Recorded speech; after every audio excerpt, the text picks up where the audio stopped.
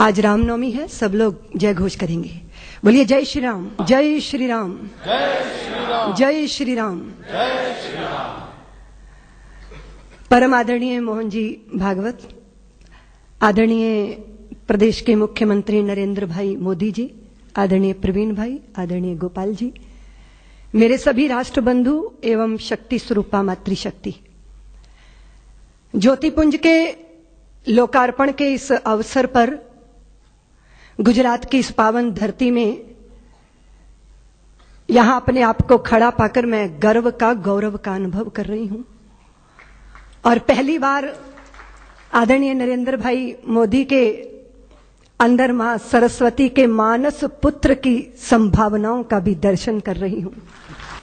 ये कथा जो ज्योति पुंज के माध्यम से हमारे सामने आने वाली है, उन प्रचारकों के प्रति कृतज्ञता है जिन्होंने उंगली पकड़कर नरेंद्र भाई को चलना सिखाया। ये अभी अभी हम सुन रहे थे। तिल तिल करके अपने को होम करना और मां भारती के चरणों में चुपचाप अर्पित हो जाना, ये प्रचारक की साधना होती है, उसका साध्य भी होता है। हम जब भी कभी कदम उठाते हैं तो कुछ पाने की अपेक्षा करते हैं, लेकिन एक प्रेमी के हृदय का भाव क्या होता है? वो स्वामी राम की वाणी से व्यक्त होता है कि इश्क एक तरफा में यूं मसरूर हो जाऊंगा मैं, राम तुम होगे क्षमा काफूर हो जाऊंगा मैं तुम्हें देखूं तो देखूं तुम न मुझको देखना, तूने गर देखा मुझे मशहूर हो जाऊंगा मैं तुम्हें चाहूं तो चाहूं तुम न मुझको चाहना, तूने गर चाहा मुझे मगरूर हो जाऊंगा मैं अगर मांगू कभी तो कुछ ना देना तुम मुझे, वरना फिर प्रेमी नहीं मजदूर हो जाऊं। जो बोझ ढोके मुआवजा चाहता है वो समर्पित नहीं होता, वो मजदूर होता है। जिसने यश चाहा, जिसने प्रतिष्ठा चाही, जिसने लोक मान्यता चाही, उसका समर्पण अधूरा होता है। लेकिन मां भारती को अखंडता के सिंहासन पर विराजमान करने का स्वप्न साकार करने के लिए अपने को होम करने वाला प्रचारक चाहता है क्या कुछ? लेकिन जो मिलता है वो तो अनिर्वचनीय है, उसको तो वाणी से व्यक्त ही नहीं किया जा सकता। वो तो हृदयों का अनुभूत विषय है कि चारों तरफ से भगवत्ता उस पर बरसती है। जो अपने लिए नहीं चलता, अपनों के लिए कदम बढ़ाता है। जो कभी दुख को दुख नहीं मानता, जो सुख की चाह में धूल नहीं छानता, औरों के लिए जिसको विष पीना भी स्वीकार हो जाता है, वह प्रचारक अभिनंदनीय है, वंदनीय है, पूजनीय है, प्रातः स्मरणीय है। रात दिन अहिर्निश मां भारती के चरणों में अपने आप को तपाना, गलाना। किस समय डॉक्टर साहब ने सपना लिया था? सारे देश के अंदर आग लगी थी, ब्रिटिश सत्ता के विरुद्ध एक वातावरण बना था, बलिदानों की गंगा मानो बह गई थी भारत के अंदर। विदेशियों की चूल्हे हिलने लगी, बस एक प्रहार और बाकी था कि सारे सपने साकार हो जाते। लेकिन उसी समय विधर्मी ने, उसी समय देश के शत्रु ने देश के अंदर सांप्रदायिकता का विष बोया, वैमनस्यता के भावों को पैदा किया। छुआछूत की प्रबल भावनाएं देश के अंदर जागी और वह सारी शक्तियां जो संगठित होकर गुलामी की जंजीरों को तोड़ने के लिए अवध दिखाई देती थी, वो बिखरना प्रारंभ हो गई।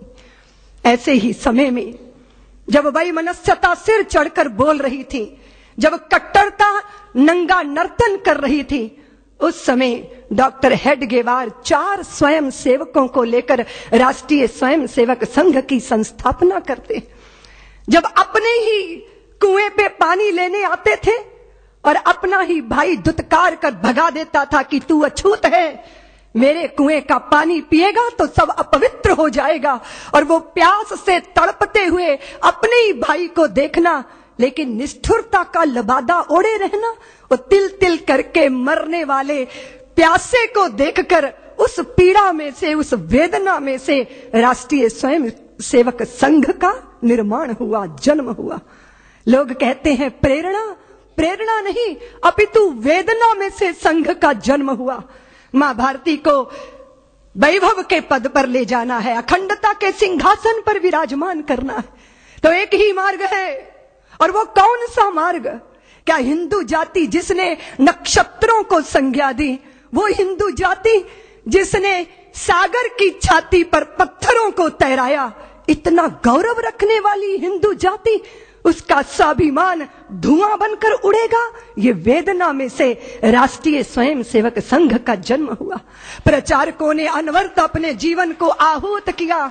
एक प्रश्न पैदा हुआ कि जिस हिंदू ने नभ में जाकर नक्षत्रों को दी है संज्ञा, जिसने हिमगिर का वक्ष चीर भू को दी है पावन गंगा, जिसने सागर की छाती पर पाषाणों को तैराया है, हर वर्तमान की पीड़ा को हर जिसने इतिहास बनाया है, जिसके आर्यों ने घोष किया कृणवंतो विश्वमार्यम का, जिसका गौरव कम कर न सकी रावण की स्वर्णमयी लंका, जिसके यज्ञों का एक हव्य 100 पुत्रों का जनक रहा, जिसके आंगन में भयाक्रांत धनपति बरसाता कनक रहा, जिसके पावन बलिष्ठ तन की रचना तन दे दधीची ने की, राघव ने बन बन भटक भटक जिस तन में प्राण प्रतिष्ठा की, जौहर कुंडों में कूद कूद सतियों ने जिसे दिया सत्व, गुरुओं गुरुपुत्रों ने जिसमें चिरबलिदानी भर दिया तत्व, और शाश्वत हिंदू जीवन क्या स्मरणीय मात्र रह जाएगा?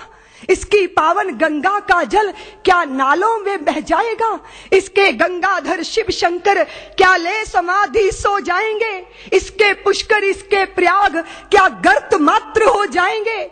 यदि तुम ऐसा नहीं चाहते तो फिर तुमको जगना होगा, हिंदू राष्ट्र का बिगुल बजाकर दानव दल को दलना होगा। इस वेदना में से, इस पीड़ा में से, मां भारती के लुटते स्वाभिमान और बिखरती अस्मिता की वेदना में से राष्ट्रीय स्वयंसेवक संघ का प्रादुर्भाव हुआ। फिर एक एक दीपक जले, तिल तिल करके अपने आप को मां भारती के चरणों में आहूत करते रहे। फिर एक एक माता निकली जिन्होंने अपने हृदय के टुकड़े, अपने शरीर के हिस्सों को मां भारती के चरणों में अर्पित कर दिया। फिर विद्यावती की वह परंपरा जीवंत हुई जहां भगत सिंहों को जन्म देने वाले, और फिर उसके बाद भगत सिंहों को फांसी के फंदों पर झूलते देखकर आंखों से आंसू बरसाने वाली माताओं की आंखों के आंसू देखकर लोगों ने संदेह व्यक्त किया। विद्यावती को यही तो कहा था कि आप अपने बेटे की, पुत्र की शहीदी पे रोती हो, इतनी कमजोर मां हो। तो विद्यावती ने कहा, मैं अपने पुत्र की शहीदी पे नहीं रो रही, अपनी कोख पे रो रही हूं। कदाचित मेरी कोख ने एक और भगत सिंह को जन्म दिया होता तो मैं उसको भी देश के चरणों में अर्पित कर देती। फिर देश के अंदर तांता शुरू हुआ।